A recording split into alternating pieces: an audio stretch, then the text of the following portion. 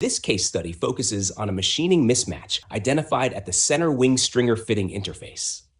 The stringer fittings are critical structural parts that transfer loads between the wing and fuselage structure.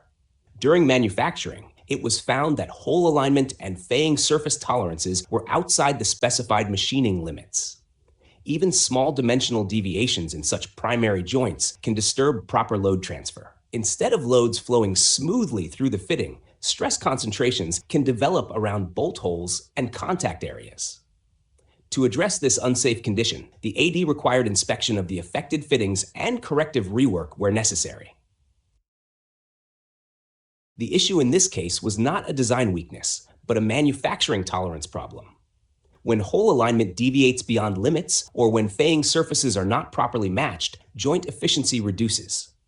This can affect bolt preload, load distribution, and long-term fatigue performance. The AD emphasized inspection and corrective action to restore proper fit-up quality. This case study teaches an important lesson in manufacturing control. Structural strength is not determined only by design calculations. Dimensional accuracy during machining and assembly directly influences structural integrity and fatigue life. Even minor tolerance deviations in primary structural joints can have long-term safety implications. Therefore, strict process control, dimensional verification, and quality inspection are essential parts of aircraft structural safety.